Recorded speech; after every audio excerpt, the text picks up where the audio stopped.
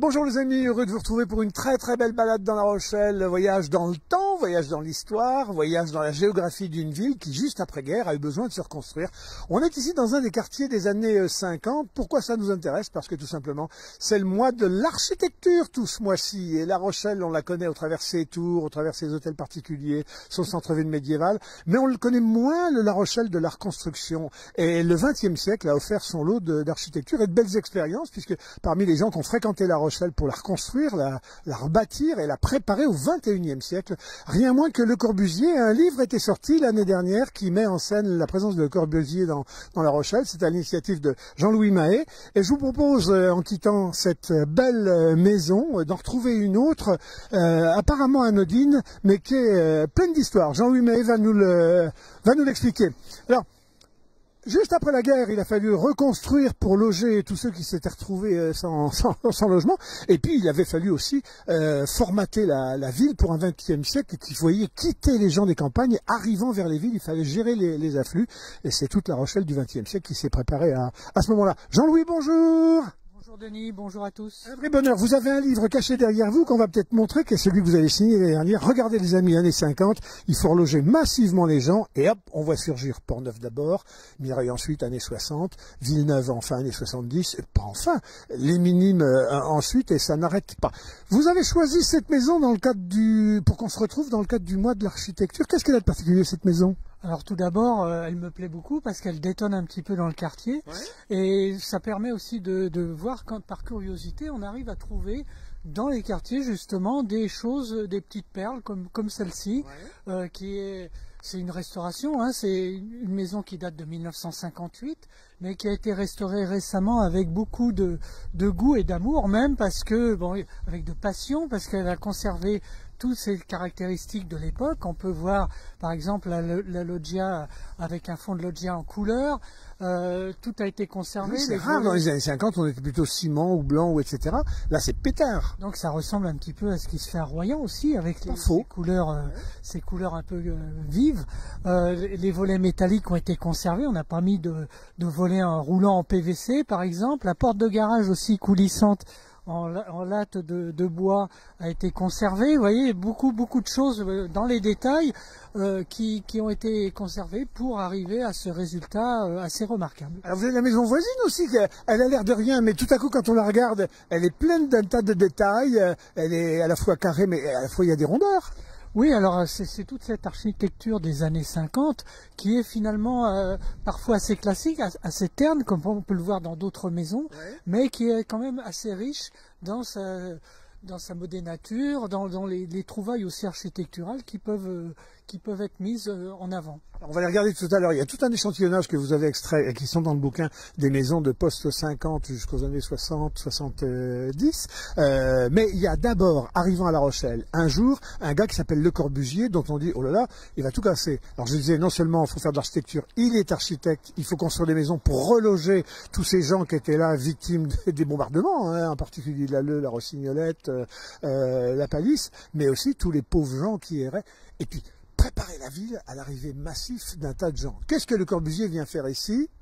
Alors Le Corbusier d'abord est nommé par le ministre de la Reconstruction et de l'Urbanisme parce que la ville est classée comme sinistrée suite au bombardement, tout d'abord allemand en 1940 et puis après allié, notamment à l'été 44. Donc des quartiers entiers sont détruits, et en particulier la Palisse, mais aussi un peu l'Alleu jusqu'à la Rossignolette. Et donc il faut reconstruire. Mais il n'y a pas que la reconstruction. La crise du logement frappe partout en France et en particulier aussi à La Rochelle depuis la fin de la Première Guerre mondiale. Donc il y a un travail immense de recomposition urbaine vraiment à faire. Et Le Corbusier, sa première tâche est plus une tâche d'urbanisme, de reconstituer un petit peu la ville. Et donc par rapport à sa personnalité tête de gondole si on peut dire de l'avant-garde moderniste, il va proposer un projet pour La Rochelle qui qui répond au principe de la charte d'Athènes, donc cher aux modernistes, un petit peu avant-gardiste. Oui, c'est-à-dire il faut faire comme les Américains, il faut mettre un peu d'ordre dans tout ça. Il y aura les zones où on habite, après ça il y aura les zones où on fait les courses, les zones industrielles, après ça il y aura les zones où on fait ses achats, les zones commerciales, puis entre les deux on mettra la bagnole et on tirera des grands accès, des grandes rocades et des grands liens.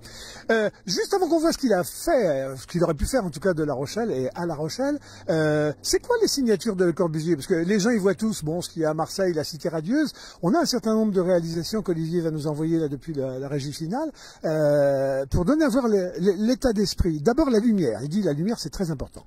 Voilà, pour les habitations, donc il faut les meilleurs emplacements, donc c'est la fin de la rue traditionnelle, hein, puisque les bâtiments sont orientés en fonction de la lumière pour capter le plus de lumière possible, et puis après, les habitations doivent être déjà verticales. Hein. Il monte, il n'hésite pas, 15 étages, 20 étages, ça lui fait pas peur. Voilà, une densification verticale, mais aussi beaucoup d'espaces verts, hein, il faut le dire aussi, hein, puisque 15% seulement des sols sont utilisés pour les constructions.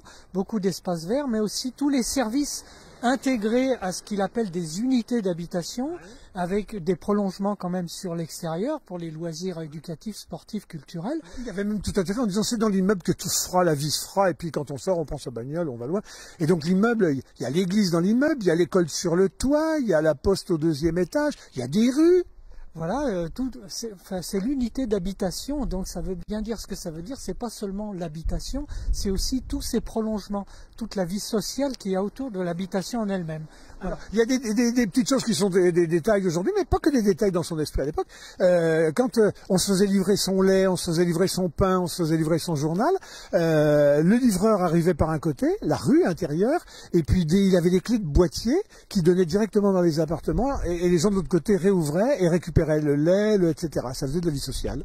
Voilà, et à La Rochelle, on n'a pas eu ça finalement, puisque l'aventure de Le Corbusier a tourné court. Alors, on a vu, il a fait des églises, il a fait des équipements publics. Ici, à La Rochelle, à la fois, bon, il portait la modernité et les ambitions, mais en même temps, il a quand même fait peur, y compris à un paquet de gens qui disaient, oh là là, ça va être quoi ça? Il faisait pas dans le détail. Oui, parce que son premier travail, donc c'est d'abord, avant de faire de l'architecture, c'était de l'urbanisme. Et c'est vrai que les solutions qu'il a proposées étaient quand même assez radicales pour l'époque, et les gens... en fait, c'est pas ce qu'ils attendaient. Donc, il s'est heurté à des oppositions d'un peu tous les bords, et principalement des sinistrés. Donc, les gens qui avaient eu leur maison détruite, en particulier à la Palisse, mais aussi un peu à l'Alleu, mais surtout à la Palisse. Et donc, il y a eu un comité de défense qui s'est mis en place. Oui, parce qu'à la Palisse, il avait décidé que, bon, au nom des zones, ça doit être une zone industrielle, on vire toutes les maisons, on n'habitera pas, on fera que travailler. Alors, tous ceux qui avaient habité là tout au long de leur histoire, ils ne voyaient pas ça pareil. Voilà, les gens voulaient principalement reconstruire là où était initialement leur maison. On leur proposait une cité de compensation, comme il y a celle à La Rossignolette, hein, et c'est la seule qui existe à La Rochelle. On voulait les reloger à l'extérieur de cette zone qui devait être uniquement destinée à l'industrie, aux usines, aux unités de production. À Portneuf, là, il a une grande ambition. Il voit un immense quartier. Il dit 20 000, 18 000, 20 000 logements sur 15 étages. Ouille. Oui, alors c'est toujours les mêmes principes qu'il veut adopter avec ces grandes unités d'habitation. Donc, dans son plan final, il en avait prévu 4, avec 300 logements à chaque fois, de 15 étages. Mais il y avait aussi, un petit peu en arrière de la zone, il y avait des immeubles de 4 étages seulement sur rez-de-chaussée, et en bordure de zone, donc vers l'avenue Guiton, pour ceux qui connaissent, c'était des maisons d'un seul niveau, enfin sur rez-de-chaussée. Voilà, donc ça a fait un petit peu peur. Autre projet d'envergure, il vire l'aéroport. Il ne voyait pas l'aéroport ici du tout. Il voulait le mettre à Dompierre et peut-être construire à la place de l'actuel aéroport. Alors en fait, cette question de l'aéroport, c'est pour une fois, Le Corbusier et les acteurs du projet étaient d'accord. Et la décision de le maintenir en place a été faite par le ministère de l'Aviation civile directement, donc indépendamment de Le Corbusier ou des acteurs locaux. Voilà. Alors, on lui prête aussi la rocade, mais la rocade, elle était déjà un peu prédestinée avant par d'autres qui disaient un jour on fera le tour des villes au nom de cette rationalité. Il a aussi eu son mot à dire un peu. Alors oui, il y avait déjà eu des idées dans l'air depuis les années 1920 d'ailleurs. Il y a des plans qui existent, je ne vais pas rentrer dans les détails, mais déjà on avait esquissé un plan de contournement par des routes du centre historique pour désengorger aussi la circulation du port de la Palisse, pour rejoindre la route de Paris. Lui, il propose effectivement, partant de ces idées-là, il propose sa propre version. Donc la première est assez radicale puisqu'il tire un trait droit entre les bassins du port de la Palisse jusqu'à se raccorder dans un premier temps au boulevard de Cognor et après vers l'actuel boulevard de Sautel pour rejoindre la route de Paris. Ce plan est revu par lui tout d'abord et ensuite par les ingénieurs des ponts et chaussées qui tracent à peu près le tracé de notre actuel. Jean-Louis, c'est un peu l'histoire d'un rendez-vous raté avec La Rochelle, Le Corbusier, parce que finalement peu de choses se sont faites, sauf qu'il y a une idée qui perdure, qu'à la peau dure, qui ferait que le beau Lincoln, qui était un des plus beaux et des plus hauts immeubles, en tout cas dans l'histoire de La Rochelle, fabriqué, était signé par lui. Or, plus on avance, moins il aurait signé le Lincoln. Alors le Lincoln date de 66-67, par deux architectes rochelais, Hervouet et Caris. Donc après c'est le seul immeuble effectivement qu'on peut appeler corbuséen. Il y a des pilotis, des rues, une terrasse. Voilà, et beaucoup de duplex et de triplex. La majorité des appartements sont des grands appartements duplex et triplex. Il y avait le toit qui est aussi avec quelques appartements et il y a un certain nombre de coursives à l'intérieur qui rappellent donc les rues intérieures. Mais Le Corbusier, il y a son influence, voilà. Jean-Louis, on va faire notre petit tour maintenant sur quelques façades choisies par vous avant de revenir et de conclure par cette conférence. On dit que La Rochelle a été une ville qui a été très vite soucieuse du logement social et qu'elle avait eu à cœur, dans cette grande initiative qu'avaient les gens de s'entraider, de pousser à la création de coopératives, les Baticop, les Castors. Et il y a encore aujourd'hui dans La Rochelle plein de petites cités qui sont les cités de la solidarité d'antan. Oui, alors cette solidarité remonte à la fin du 19e siècle, puisque je rappelle juste que La Rochelle a été le premier office public de HLM en France en 1913, mais effectivement après la guerre, donc l'État met sa grosse main sur le secteur de la construction en privilégiant les immeubles collectifs, sociaux avant tout, le logement social dans un premier temps, avec éventuellement aussi de la construction individuelle aidée, c'est-à-dire par le biais de primes, et à côté de ça, se mettre en place un certain nombre d'initiatives individuelles, collectives mais individuelles, des groupes comme les Castors sont les plus connus, et un certain nombre de cités Castors ont vu le jour à La Rochelle dans les années 50, en particulier à Port-Neuf, bien sûr, il y a une très grande cité Castor, mais aussi à Beauregard, il y a une plus petite cité qui est à Beauregard, une cité Castor. Alors, on est dans les années pierre et ciment, on manque un peu de matières premières pour tout dire, il y a eu la guerre, on manque aussi d'outils, donc les gars, ils font un peu avec ce qu'ils ont sous la main. On est là devant un exemple encore d'établissement des années, alors post-50 ici, ça a été le siège des HLM pendant un temps. Voilà, c'était le siège des HLM, effectivement, et c'est un bâtiment qui est signé de Pierre Griset, donc l'architecte municipal, qui a construit énormément de choses, de bâtiments publics, même les édicules, les toilettes publiques par exemple, ou les kiosques, il en reste un par exemple à la Porte Royale, sont signés Pierre Griset, et il n'a même pas une rue à son nom, je le signale au passage, mais il a construit énormément de bâtiments, et ça c'est typique, vous voyez par exemple celui-ci, typique, il est assez, moi je le trouve assez esthétique, et on trouve beaucoup de bâtiments de ces années, début des années 50, dans les angles qui sont arrondis. On arrondit les angles, c'est tout un symbole à cette époque-là. Voilà, il y en a beaucoup à la Palisse, aux angles de rue, il y a beaucoup de bâtiments arrondis. Dans la rue de l'Isère, là où nous sommes, il y en a un aussi à l'autre bout qui est arrondi. Ça, vous pouvez le dater. Oui, on est dans le quartier du Champ de Mars, rue de la Somme, rue de l'Isère, la Porte Dauphine, la boulangerie Chisson, qui sera peut-être lauréate du concours M6, on en parlera dans quelques instants. Voilà, alors ici, tout cet emplacement, là, c'était... C'est le quartier des années 50, là. Il y avait un projet ici de construction, c'est un lotissement municipal au départ, et on voulait y construire des HBM, donc les ancêtres des HLM, ici même, Et puis ça s'est pas fait à cause de la guerre. Et puis après-guerre, il y a eu des baraquements de mines là, pour loger les sinistrés parce que on en mettait un petit peu partout, il y avait de la place disponible. Et puis après, il y a eu quelques maisons qui se sont construites progressivement, malgré que les baraquements, les derniers baraquements dans cette rue sont restés jusqu'au début des années 60. Hein, Jean-Louis, on manquait pas d'imagination à l'époque. On osait, on voit apparaître, puisque le cube remplace le reste, des maisons de télévision. La mer inspire aussi beaucoup les grandes croisières. On voit des maisons paquebots. Il y en a à La Rochelle. On a des images là qu'on peut montrer à l'écran. Alors les maisons paquebots, c'est un peu avant-guerre. Hein, c'est dans les années 30, suite au paquebot Normandie. Enfin, tout cet engouement autour du ruban bleu. Voilà. Mais après, effectivement, après-guerre, on utilise surtout aussi les nouveaux matériaux qui apparaissent, et en particulier l'aluminium.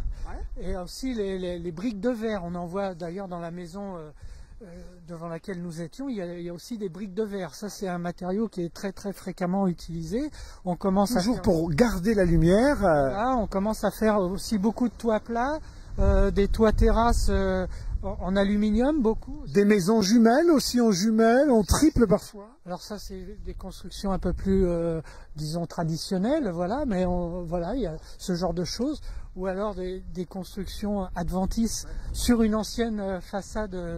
Un peu dans le genre de la précédente. Une greffe par devant, allez. Une greffe par devant, un peu dans le style télévision, c'est-à-dire un soubassement avec une large façade qui rappelle un petit peu l'écran de télévision. Et puis antérieur à ça, ça déborde du cadre du livre, mais un jour vous travaillerez là-dessus, tout ce qui était début du siècle, les maisons Art Nouveau, les maisons Art Déco, il y en a à La Rochelle, ça vaut un ouvrage. Je rappelle les amis, donc dans le cadre du mois de l'architecture, Jean-Louis Mahé, historien, remet à la une son livre, l'architecture à Rochelle, l'architecture 1945-1970, aux éditions Le Geste, et puis donne une conférence la semaine prochaine.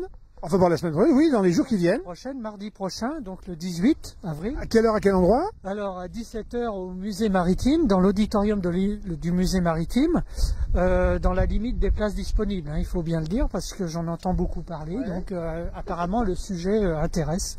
Voilà, les amis, donc à La Rochelle, et vous le savez, il n'y a pas que les tours, il n'y a pas que les hôtels particuliers, des armateurs, il y a aussi toute la reconstruction d'après-guerre, avec des tas de petites pépites un peu partout. Il faut se promener dans les quartiers. Ici, c'était le quartier Champ de Mars. Autre quartier d'inspiration? Il y a beaucoup de quartiers. Par curiosité, il faut se promener dans les rues, en dehors du centre-ville, en dehors des hôtels particuliers, des tours.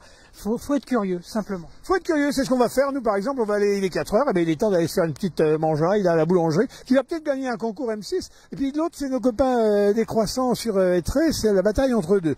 On va suivre ça attentivement. Jean-Louis, merci pour ces bons moments. Eh bien, merci à vous, encore une fois. Allez, on arme nos pieds et nos chaussures, direction, hop, les quartiers des années 50 et plus. À très bientôt, les amis. Quel bonheur ce temps passé ensemble à apprendre des tas de choses. Merci à Antoine Klingla pour les images et merci à Olivier Sibert en régie finale pour l'envoi de toutes ces belles images mémorisant La Rochelle. À bientôt!